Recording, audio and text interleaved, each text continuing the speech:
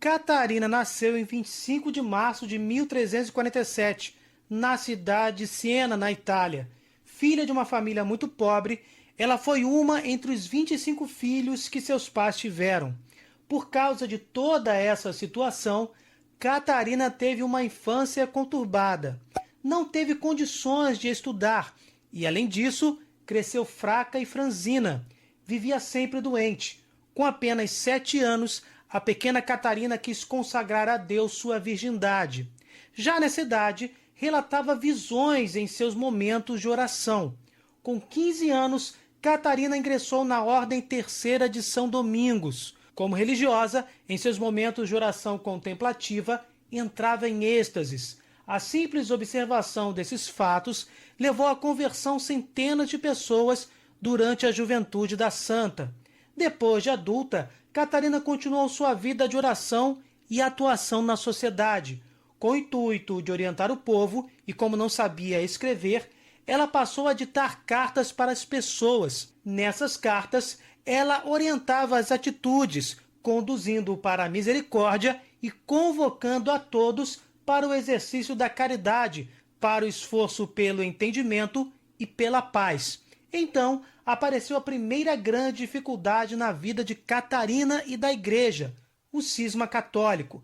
Fazia já 70 anos que a sede da Igreja estava em Avignon, na França, e não em Roma. Com isso, a autoridade da Igreja sofria influência da política francesa. Muitos na Igreja pensavam que seria impossível superar essa adversidade, porque 2 papas estavam disputando a cátedra de São Pedro. Com isso, o povo católico em todo o mundo sofria. Santa Catarina, porém, inspirada por Deus, começou a agir. Viajou pela Itália inteira e também por outros países, falando, pregando, ditando cartas aos reis, aos príncipes e aos governantes católicos. Também ditou cartas aos cardeais e aos bispos. Por fim, ela conseguiu que Urbano VI, o verdadeiro Papa, voltasse para Roma e assumisse o legítimo governo da Igreja. Outra grande dificuldade enfrentada por Santa Catarina foi a peste negra. Para muitos, essa barreira seria intransponível. Santa Catarina, porém, enfrentou com serenidade e firmeza. A peste, com efeito, dizimou quase 1/3 de toda a população europeia. Santa Catarina colocou-se ao lado dos doentes, lutando por eles e curando a muitos através de ações diretas e de suas orações. Seu exemplo de amor e misericórdia converteu centenas de pagãos e deixaram seus contemporâneos perplexos. Em meio a todas essas dificuldades em sua vida, Santa Catarina conseguiu deixar obras literárias extraordinárias, ditadas por ela, escritas e editadas por vários copistas. Sua obra é de grande valor histórico, espiritual, religioso e místico. Um de seus livros mais importantes é o Diálogo sobre a Divina Providência. Esta obra é lida, estudada e respeitada até os dias de hoje. No seu tempo, teólogos famosos viajavam de longe para ouvir as pregações e meditações de Catarina, por causa de sua grande sabedoria, profundidade teológica e poder da palavra. Santa Catarina não era nem mesmo uma religiosa com votos perpétuos. Era apenas uma simples irmã leiga da Ordem Terceira dos Dominicanos. Porém, apesar de analfabeta, ela é considerada a mulher cristã mais impressionante do 2º milênio. Frágil, simples, além de toda a sabedoria de Deus, ela portava em seu corpo franzino os estigmas, ou seja, as chagas da paixão de nosso Senhor Jesus Cristo. Catarina faleceu no dia 29 de abril de 1380. Foi vítima de um derrame quando tinha apenas 33 anos de idade. Em tão pouco tempo de vida, esta mulher admirável realizou muito pela Igreja e pela humanidade. O Papa Paulo VI declarou-a doutora da Igreja em 1970, por causa da grandeza teológica e mística de sua obra. No vídeo de hoje, vamos refletir sobre uma de suas meditações místicas, oriundas de revelações particulares, com um verdadeiro e autêntico diálogo com o Senhor da vida. Neste vídeo, nesta revelação particular, Deus fala com Catarina sobre o que acontece após a morte e sobre a experiência de Paulo no terceiro céu. Nosso Senhor começa assim: uma vez separada do corpo, a alma humana compreende que todos, mesmo os demônios, me louvam. Ao atingir a meta final, vê claramente e entende toda a verdade. Ao ver-me, ama-me, e tal amor lhe dá a plenitude da verdade. Sua vontade une-se à minha, e assim não mais padecerá. Já atingiu tudo quanto desejava.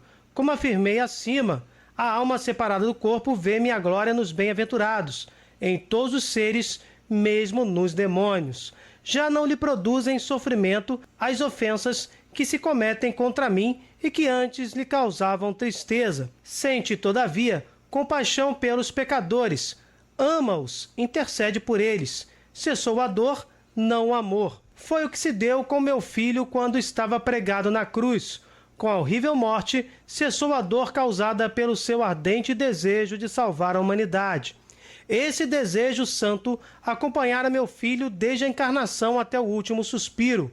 Ao acabar a dor, o desejo santo continuou. Se com a morte de Jesus tivesse cessado o amor que revelei por vós em Cristo, nem existiríeis mais. Fostes criados num ato de amor. Se tal amor acabasse, se eu não quisesse mais vossa existência, cairíeis no nada. O amor de Deus nos sustenta na realidade. É impressionante o que Deus revela a Santa Catarina de Sena. Jesus Cristo, na cruz, fez suplantar o desejo santo de nos salvar sobre a dor de sua paixão. A alma humana, uma vez separada do corpo mortal, encontra a felicidade plena e o conhecimento perfeitíssimo na Jerusalém Celeste, após o seu juízo particular. Neste estado maravilhoso, a dor cessa, as lágrimas cessam, mas o amor pelos pecadores, o amor que os impele a interceder por aqueles que ainda caminham neste mundo, continua.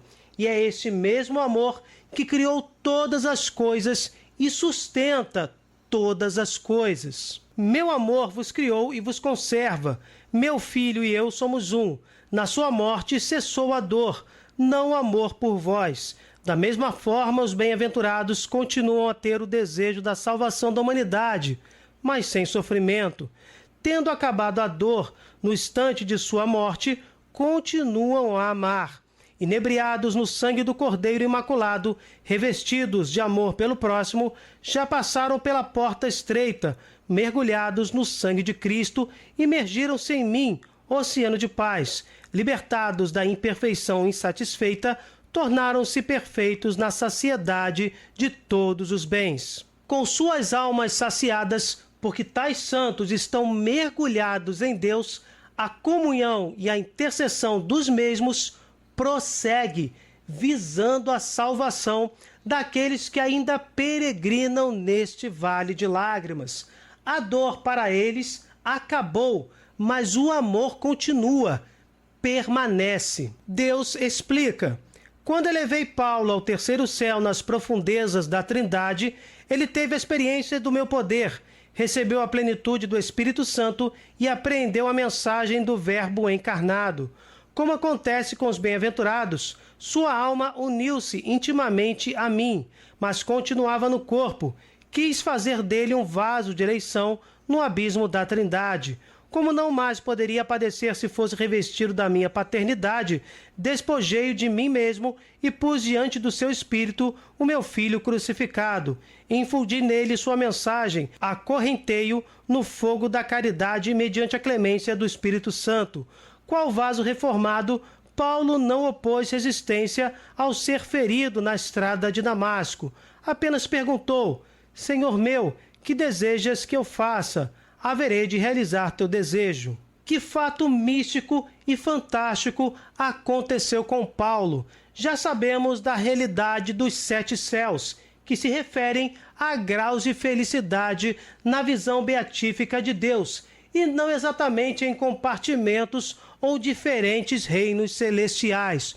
Sobre este assunto, de forma mais detalhada, temos um vídeo feito por nós. Link na descrição. Aqui, Neste trecho desta revelação particular, confirma-se o que Paulo registrou na segunda carta aos Coríntios, nos primeiros versículos. É necessário gloriar-me, embora não convenha, mas passarei a visões e revelações do Senhor. Conheço um homem em Cristo que há 14 anos, se no corpo não sei, se fora do corpo não sei, Deus o sabe, foi arrebatado até o terceiro céu. Sim, conheço tal homem, se no corpo, se fora do corpo não sei, Deus o sabe, que foi arrebatado ao paraíso e ouviu palavras inefáveis, as quais não é lícito ao homem referir. Paulo não soube afirmar se estava no corpo ou não. Aliás, desconversou sobre quem seria este homem que foi ao terceiro céu. Aqui, Deus revela que Paulo estava completamente unido à Santíssima Trindade, experimentou o poder de Deus Pai, recebeu a plenitude do Espírito Santo e aprendeu a mensagem do Verbo de Deus, do próprio Jesus Cristo. Respondi colocando Jesus crucificado diante dos seus olhos e revelando-lhe sua mensagem. Iluminado, arrependido e repleto de amor, ele desprezou seus pecados e assumiu a mensagem de Cristo crucificado. De tal forma, a estreitou a si, que, como ele mesmo diria mais tarde, dela ninguém o separaria, nem a tentação, nem os demônios, nem o aguilhão da carne que muitas vezes o importunava. Conservei em Paulo tal aguilhão na carne, para que progredisse na graça e no merecimento. Como havia experimentado a profundeza da Trindade, ocorria humilhá-lo. Assim, dificuldade ou acontecimento algum o conseguiam remover de Cristo e de sua mensagem. Pelo contrário, mais o aproximavam. E Paulo, de tal modo, os abraçara, que lhes deu sua vida, e revestido de Cristo, retornou a mim, Pai eterno. Paulo aprendeu a mensagem de Jesus crucificado, entendeu a teologia da cruz, compreendeu claramente que para seguir Jesus Cristo era preciso renunciar a si mesmo, tomar a sua cruz ou as suas cruzes e avançar, anunciando e vivendo o Evangelho até o fim de sua existência terrestre. Deus manteve nele o aguilhão da carne, obstáculo que o ajudaria a crescer na graça e no merecimento. E o apóstolo dos pagãos abraçou a missão, deu sua vida pelo Evangelho e conquistou a coroa da eterna glória. Foi desse modo que Paulo fez sua experiência de união no amor, sem a separação da alma com o corpo. Ao voltar a si do êxtase, revestido de Cristo crucificado, sentia-se imperfeito, comparando com a caridade que vislumbrara em mim e nos santos do céu.